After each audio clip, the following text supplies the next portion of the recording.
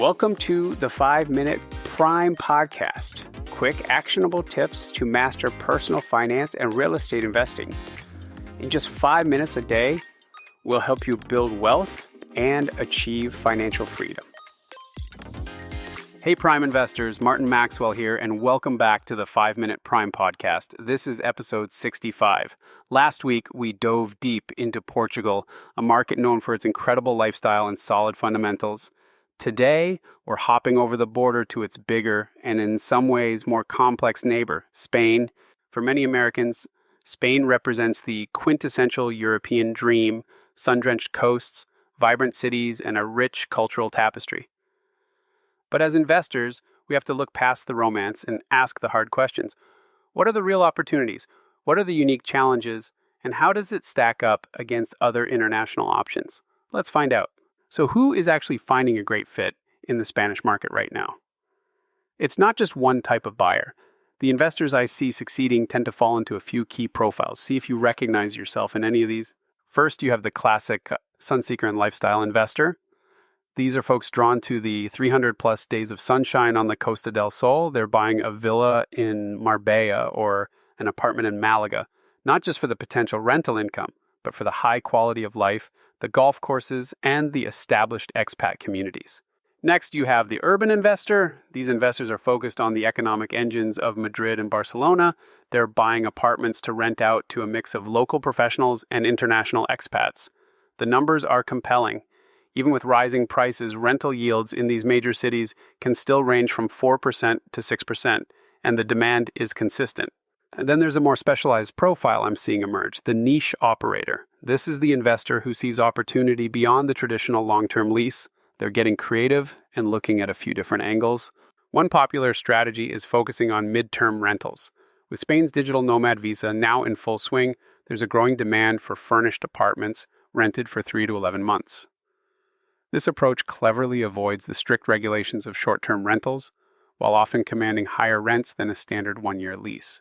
Another angle is short-term vacation rentals, but here's the reality check for 2025. The Wild West days of Airbnb are ending. Cities like Barcelona are phasing out short-term rental licenses entirely by 2028, and Madrid has strict rules requiring a separate street entrance for many tourist flats. This is now a high-regulation game that requires deep local knowledge. And finally, some savvy investors are looking at small commercial spaces. Think about buying a ground floor local, the Spanish word for a storefront, in a residential neighborhood and renting it to a local bakery, a small office, or a boutique.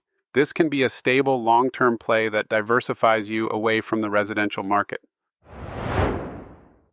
Now, I have to address something really important because it affects a whole category of potential investors. For years, you've heard about Spain's Golden Visa, which offered EU residency for a $500,000 real estate purchase. Let me be crystal clear. As of April 3rd, 2025, the Spanish government has officially ended the real estate investment option for new applicants. This is a huge change. The straightforward property for residency play is now off the table. While other visas like the non-lucrative visa exist, you can no longer use a property purchase as a direct ticket to residency. This means any investment in Spain today has to stand on its own financial and lifestyle merits.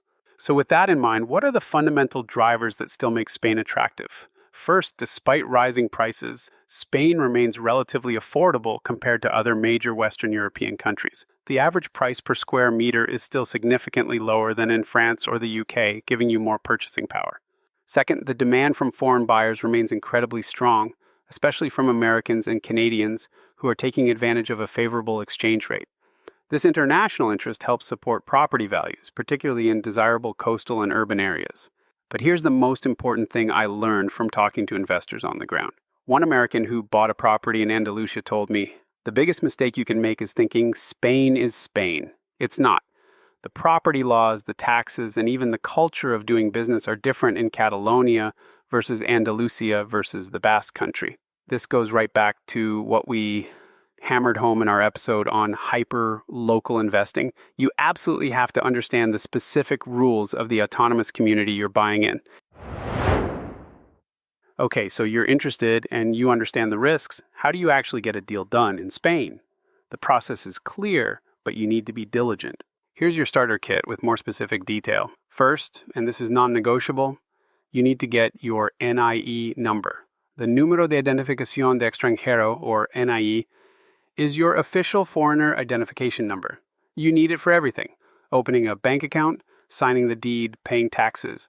You can apply for this at a Spanish consulate in the US before you go, or at a designated police station in Spain once you arrive. My advice? Start this process early, as it can sometimes take a few weeks.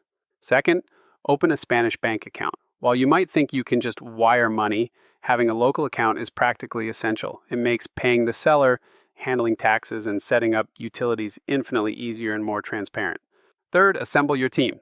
Just like in Portugal, your most important hire is an independent lawyer who specializes in Spanish property law for the specific region you're targeting. They will conduct due diligence, review contracts, and ensure the property is free of debts or legal issues. This isn't a place to save a few bucks. And fourth, understand the real costs. In Spain, you should budget for an additional 10% to 15% of the purchase price to cover taxes and fees. The biggest chunk of this is the property transfer tax, ITP, on resale homes, which varies by region, but typically ranges from 6% to 10%. On top of that, you'll have notary fees, land registry fees, and your legal fees. Knowing this upfront prevents sticker shock at closing. Spain offers a fantastic lifestyle and solid investment fundamentals in its major cities and popular coasts. It's a mature market that continues to attract strong international demand.